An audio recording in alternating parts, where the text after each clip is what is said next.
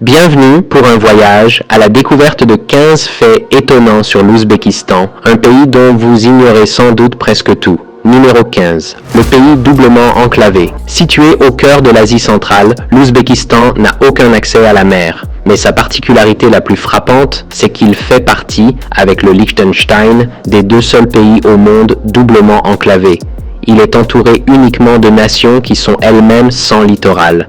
Avec une superficie d'environ 448 000 km², comparable à celle de la Californie, c'est le plus grand pays d'Asie centrale. Le nom Ouzbékistan signifie « la terre des Ouzbeks », un groupe ethnique qui représente plus de 80% de ses 35 millions d'habitants, ce qui en fait aussi le pays le plus peuplé de la région. Le taux d'alphabétisation y est impressionnant, 99% rivalisant avec de nombreuses nations développées. La langue officielle est l'ouzbek, mais le russe y reste largement parlé. Avec 265 jours de soleil par an, le pays profite d'un climat extrême, des étés brûlants jusqu'à 45 degrés Celsius et des hivers glacials sous moins 20 degrés Celsius. Ce contraste favorise pourtant la production de melons parmi les plus sucrés du monde. Autrefois, l'Ouzbékistan était un carrefour majeur de la route de la soie, reliant l'Europe à la Chine. Aujourd'hui, des villes comme Tachkent, Samarcande ou Kokand séduisent les voyageurs par leur histoire et leur architecture exceptionnelle. Numéro 14. Karakalpakstan, une terre en quête de liberté. Le Karakalpakstan n'est pas un pays, mais une république autonome au sein de l'Ouzbékistan. Il couvre pourtant près de 40% du territoire national. Avec seulement 2 millions d'habitants, la région possède son propre parlement et sa constitution. Jusqu'à récemment, celle-ci prévoyait la possibilité d'un référendum d'indépendance, une clause supprimée en 2022, provoquant de fortes manifestations. Les Karakalpak ont leur propre langue, leur culture et leurs traditions centrées sur la pêche et l'élevage. Dans leur capitale, Noukous, le musée Savitsky abrite des milliers d'œuvres d'avant-garde, un véritable trésor caché. Mais la région reste pauvre et peu industrialisée, poussant de nombreux habitants à migrer vers d'autres zones du pays. Numéro 13. La condition des femmes. Contrairement aux clichés, les femmes ouzbèques ne vivent pas dans l'ombre. À Tachkent, on croise des femmes vêtues de jeans et de t-shirts et non voilées de la tête aux pieds. Elles travaillent dans l'enseignement, les médias, la politique ou la gestion d'entreprises.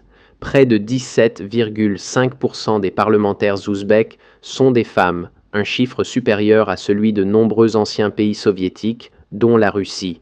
Numéro 12. L'art du funambulisme. En Ouzbékistan, marcher sur un fil tendu à plusieurs mètres du sol n'est pas une folie, mais un art ancestral appelé darboz. Transmis de génération en génération, il est célébré lors des grands festivals comme Navrouz ou la fête de l'indépendance. Certains artistes marchent à plus de 50 mètres de hauteur, vêtus de costumes colorés et acclamés par la foule. Numéro 11. La polygamie. La polygamie est illégale dans le pays, mais elle persiste dans certaines zones rurales sous la forme de mariages religieux non enregistrés. Ces unions ne donnent aucun droit légal aux secondes épouses, mais elles subsistent pour des raisons économiques et sociales. Numéro 10. Tachkent, la nuit. Quand le soleil se couche, Tachkent s'éveille. Bars sur les toits, clubs animés, cafés ouverts toute la nuit. La capitale ouzbèque vit à un rythme moderne et vibrant. Les femmes sortent librement et la vie nocturne rivalise avec celle de Paris ou Madrid. Numéro 9. Le sourire en or. L'Ouzbékistan abrite la mine d'or de Murunto, l'une des plus grandes du monde. Dans les zones rurales, les dents en or sont un symbole de richesse et de fierté. Plus qu'un ornement, elles servent parfois de système d'épargne. On peut les revendre en cas de besoin. Numéro 8. Le règne de Chevrolet. Depuis un partenariat entre le gouvernement et General Motors, presque toutes les voitures du pays sont des Chevrolet.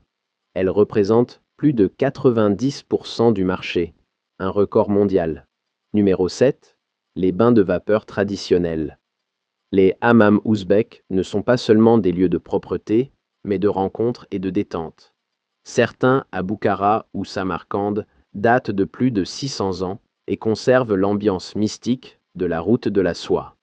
Numéro 6. Le rituel du thé. Le thé est au centre de la vie sociale. Offrir du thé, c'est offrir l'hospitalité. Un détail amusant, on ne remplit qu'un peu la tasse pour inviter l'invité à rester plus longtemps.